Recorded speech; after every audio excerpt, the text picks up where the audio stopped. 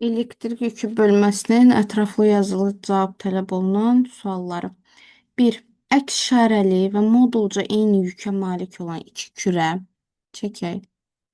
Buna müsbət Q deyim, buna mənfi Q deyim. F qüvvəsi ilə bir-birini cəzb edir. Tamam. Kürələr arasındakı məsafəni dəyişmədən. Bu məsafə eyni qalır. Bu R məsafəsi. Deyir ki, birindəki yükün yarısını o birinə veririk. Onda neyniyək? Bu birincinin yarısını götürsək, eləyəcək Q bölü 2. Yarısı getdi. İkincidə mənfi Q idi. Bunun yarısını Q bölü 2'ni üstünə gəldik. Oldu mənfi Q bölü 2. Deyir F qüvvəsi nəyə bərabər olar? İndi biz neyniyək? Bunun yarısını ona verməmişdən əvvəlki F qüvvəsini tapaq. Yəni ilkin qiymətləri ilə. Gəl buna Q1 deyək, buna Q2 deyək. Buna Q1 ştrixlə Q2 ştrix kimi, yəni bilinsin də orada başqa hadisə baş verdi. İndi F'i tapanda birinci halda verir bizə nə? Verir bizə Q vurulsun Q, modulda yəni mənfisini yazmıram, bölünsün R kvadrat. Bu onsuz şərtdə F'dir. Belə də saxlayıram. Keçirəm ikinci hala. F ştrix deyək buna. Bu da verəcək mənə Q böl 2 vurulsun. Bu mənfi ilə də amma yenə modulunu götürürük. Q böl 2 böl R kvadrat. Bu da eləyəcək Q vurulsun Q böl 4R kvadratı. İndi yuxarıdakını əgər F dedirsə, buna nə deyəcəm? F bölünsün 4 deyəcəm. Cavab 4 dəfə azalmış olur. Bunun həlli. İndi burada da eyni yükę malikdirlər. Tamam. İndi bu versiyanı yoxlayaq. Bunu silin, bir dənə də ağ yer açın bura. İndi görəcəksiniz ki, birinci sualda əks işarəli olmağı ilə ikinci sualda eyni işarəli olmaqla eyni yükę malik olmağının fərqini görəcəksiniz. Deməli, yeni 2 dənə kürə qoyuruq. Aradakı R məsafəsini dəyişmirik. Bu R eyni qalır. Birinci halda yüklərinə Q1'ə Q deyək, Q2'yə də elə Q deyək, eyni işarəlidir. İlkin F qüvvəsini tapanda olacaq K vurulsun Q vur Q böl R kvadratı. Deyəsən bundan qabaqki sualda Q vur Q böl R kvadratı yazmışdım. K-nı yaddan çıxartmışam, özünüz əlavə eləyərsiniz. Məsələmizin cavabına hər hansı bir təsir göstərmir. Sadəcə ətraflı yazılı sual deyən düsturu tam yazmağımız yaxşıdır ki, tam bal versinlər.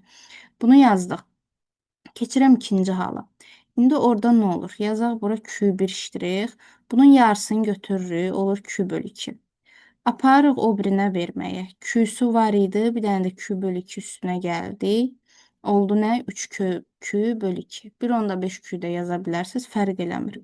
Buradan F ştrixi tapaq. Yəni ikinci halda bu yükləri dəyişəndən sonra nə baş verdi orada?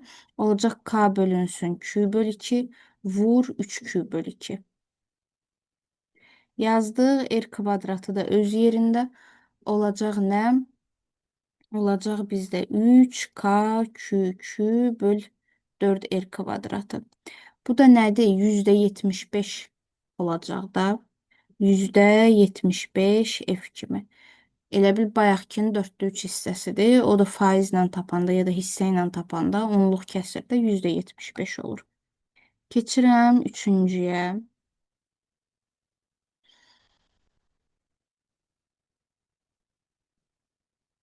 Burada nə baş verir?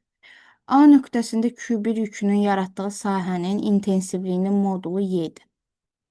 Q1 yükü A nöqtəsində Y intensivliyini yaradır. Ki, bunu düsturla ifadə edək. Deməli, Q1 müsbətdir, yəni intensivliyi A-ya tərəf belə gedəcək. Və düsturu da olacaq Y bərabərdir. K 2Q-dür, yəni 2KQ bölü R-in kvadratı. Bu şərtdə Y-dir. İndi deyir ki, ümumi, yəni bu ikincinin də sahəsinin intensivliyini nəzərə alsaq, ümumi intensivliyi hesablayın. Nə edirəm? İkinci mənfidir. Onda intensivlik xətti A-dan mənfiyə tərəf getməlidir. Müsbət yük intensivlik xəttlərini göndərir, mənfi olanlar özünə qəbul edir və mənfi işarə iləndir. Mənfi işarə bu intensivliyin istiqamətini təyin eləmək üçün lazım idi. Qiyməti təyin eləyəndə Y2-ni olacaq bizdə nə? 8Q-dür. Moduldan götürülür onsuz 8K³ böl R kvadratı. İndi bayaqki 2K³ böl R kvadratı idi. Buna şərtdə Y demişdilər. Bu onda onun 4 mislidir. 8'dir. Bu 2'dir, bu 8. Olur 4Y. İndi vektorun biri Y oldu, vektorun biri 4Y oldu və eyni istiqamətə yönələn vektorlardır.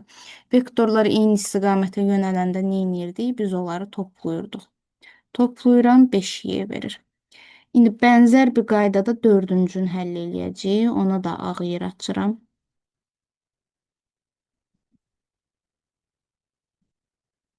Nə baş verir burada?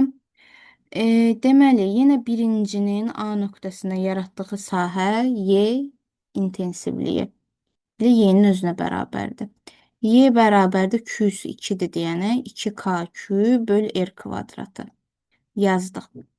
Bu biri də müsbətdir. Ona görə bunun da intensivliyi müsbətdən çıxıb A-ya tərəf gedir. Onda nə oldu? Əks istiqamətdə oldu.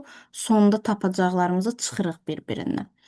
Sonra nə edirəm? İkinci üçün yazıram. Bu da 8Q-nəndir deyənə olur 8K³ böl R kvadratı.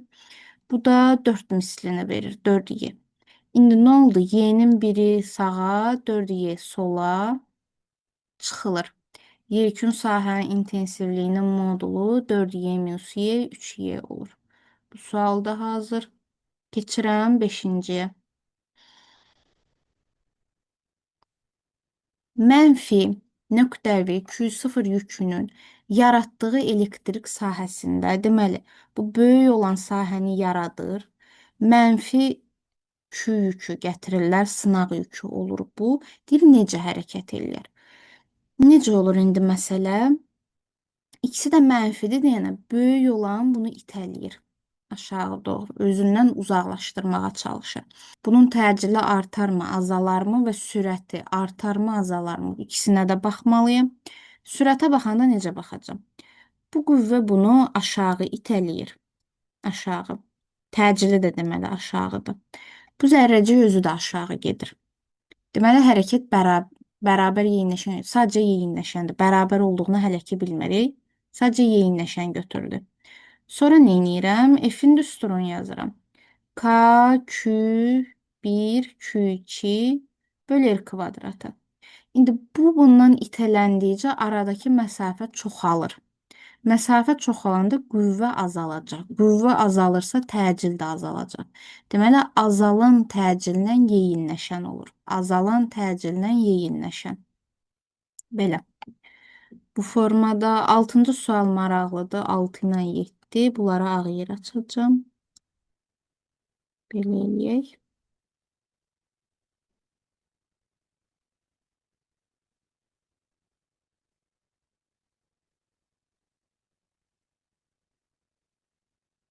İndi bizə 1 ilə 3 arasındakı qüvvəni verib, 1 ilə 2 arasındakı qüvvəni soruşur. Onda 1 ilə 3 arasındakı qüvvəni bir düsturlaşdıraq. F 1, 3 bərabərdir K vur Q1, Q3. Böl indi bunların arasındakı məsafə nədirsə onun kvadratı. K-nı yazdım. Q1-i şərtdə Q0 verib yazdım. Sonra Q3 üst şərtdə 4Q0 verib yazdım. Bölünsün. Aradakı məsafəni ilə damalarla hesablayacağım. 4 damadır. 4-ün kvadratı 16. 4 ilə 16 gedir. Qalır bizə deməli 4K Q0 Q0 böl 4. Buna da şərtdə nə deyib? 10 millinewton. 4K Q0 Q0 bir dəqiqə 4'ü sildik buradan. 4 yoxdur.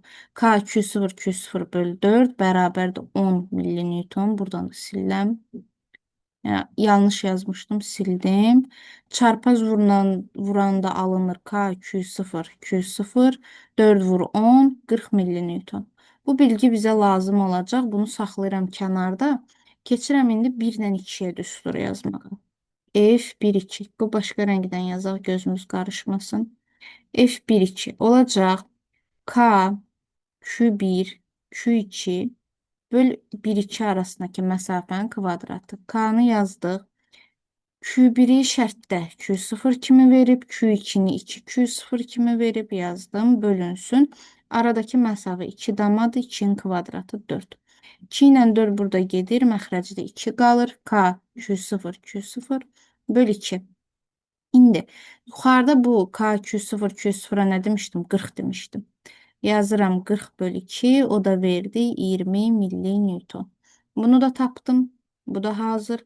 Gedirəm 7-ni yazmağa. Eyni qayda ilə gedəcək. Bu sağdan yazıram, elə ağ yeri var. Neynirəm? 1 2-ni verib 1 3 axtarım. Onda əvvəlcə 1 2-yə düstur yazmalıyam. K vur. Q1-i nə verib? Q0 kimi yazdım. Q2-ni nə verib? Onu da Q0 kimi verib yazıram bura. Böl aradakı məsafə nədir? 2 damadır. Kvadratı 4. Buna da şərtdə 15 milli Newton verib. Onu bir dənə çarpaz vuraq. K Q0 olsun. 4 vur 15. O da eləsin 60 milli Newton. Bu dursun qıraqda. Bu lazım olacaq bizə. Gedək indi 1-dən 3-ə düstur yazmağa. 1, 3. Deməli, K vur 1 Q0'dır. 3 3 Q0'dır. Böl aradakı məsafə 3 damadır. Kvadratı 9. 3 ilə 9 gedir. 3 qalır. K Q0 böl 3. 60'ı da böləndə 3-ə buranın da cavabını 20 milli Newton almış oluram. Bu da hazır. Keçirəm 8-ə. Aha, buna da ağ yer açacağım. Burada. Nə baş verir 8-də? Deməli, bizə verib ki, A nöqtəsində intensivlik 52-dir, Y-nin qiyməti. B nöqtəsində tap. Mən nə edirəm? Bir dənə Y-nin düsturunu yazıram ki, bilim ki, necə asıllıq yarada bilərəm. K Q0 bölü R kvadratı. İndi Q həmin Q-dür. Bunu müqayisə eləmirik. K da ki onsuz sabitdir. Y ilə R-i müqayisə eləyəcəyik. Ona əsasən bu asıllıq çıxardacağım. Olacaq YA bölünsün YB bərabərdir. RB kvadratı böl RA-nın kvadratı. Belə. İndi qaldı RB ilə RA-nı tapmaq. Onun üçün şəkli biraz böyüdüm. Şəklin üstündə göstərəcəm sizə o RB ilə RA-nı necə tapasınız.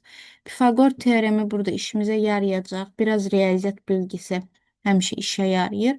A-ya qədər məsafə buradır. Bunu da belə üçbucağı tamamlasaq, düzbucağı üçbucaq. Bura 1 damadır, bura 2. Onda biz bu hipotenuzu tapanda eranı verəcək kök altda 1-in kvadratı üstəgəl 2-in kvadratı. Bu da sizə nə verir? Kök 5. Era kvadratı hazırdır. Kök 5-in kvadratı, o da 5 verir. Yazdım. Keçirəm indi eyni şeyi RB üçün eləməyə. Məsafə olur bu. Üçbucağa tamamlayıram. Yenə bu katet 2 olur. Bu katet 3 olur. Bunu indi RB-ni tapanda verəcək kök altda 2-in kvadratı üstəgəl 3-ün kvadratı. Bu da verir kök 13. Kök 13'ün də kvadratı ilə 13 verir. 13 böl 5. YA bölü YB'ye 13 böl 5 ifadəsini tapdıq. YA da 52'dir şərtdə. 52 bölünsün YB bərabərdir 13 böl 5. Buradan YB-ni ayrılıqda tapanda 52 vur 5 böl 13. 52'ni 13'e böləndə 4 eləyəcək. 4'ü 5'e vuranda 20 volt böl metr. Tapdıq bunu. Bizdən də bunu istəyirdi. Gəldi bu ətraflının, demək bu 8 idi, 9. Hə, son 2 sualı. 9-cu sual.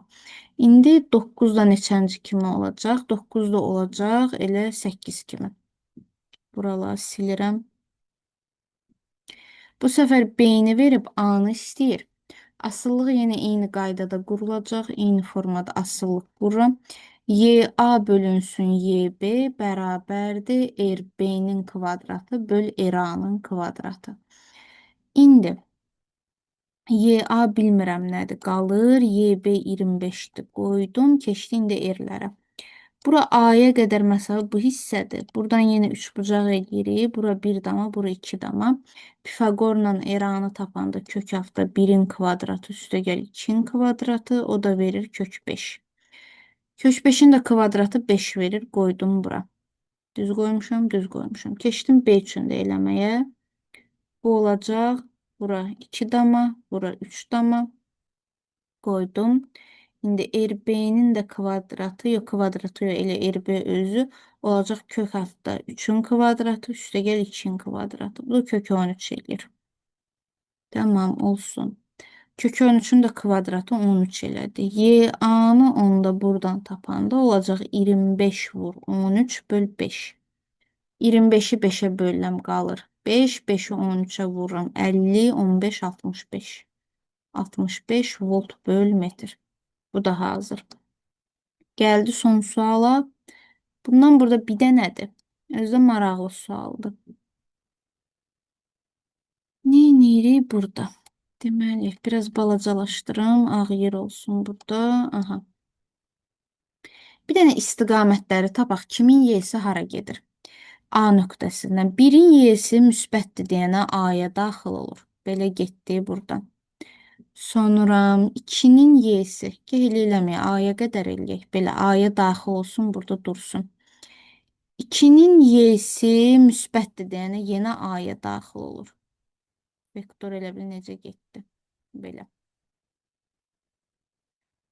Sonra üçüncü də mənfidir deyənə, o da A-dan mənfiyə belə gəlir. İndi bizim yekun vektorumuzun istiqaməti necə olacaq? Gəl istiqamətdən qabaq. Burada neyniyək? Y'ləri ayrı-ayrı tapaq, istiqaməti sonda deyərəm. Y'ləri ayrı-ayrı tapanda. Y1 ilə Y verib düsturla yazanda Q'su bir dənə Q'dur. Yəni KQ böl R kvadratıdır. O da şərtdə Y'dir. İkinci üçün yazanda Y2 bərabərdir Q'su 4Q'dur da. 4KQ böl R kvadrat. Onda Y'si 4Y'dir. Bunu da tapdıq. Üçüncü üçün Y'ni tapanda Y3 verəcək. K'sı, yox Q'su 2Q'dur. 2KQ böl R kvadrat. Bu da verəcək 2Y. İndi nə baş verir? Nə baş verir? O baş verir ki, Y1 7 aşağı doğru. Y2 4 o da aşağı doğru. Onda ikisi toplanılır. Bu istiqamətdə olan elə bir vektor toplanılır. Bizə verir 5y. Toplandı. Bir də bu var. Bu göy olan. Bir dəqiqə səhv toplamadım. Səhv topladım. 1-dən 3'ü toplamalıyam. Mən 1-dən 2'ni topladım. Hə, bir dənə eləyim. Bu y, bu 2y toplayıram 3y. Bu istiqamət 3y oldu. Bu istiqamətdə də y2-nin onsuz tapmışdıq 4y idi.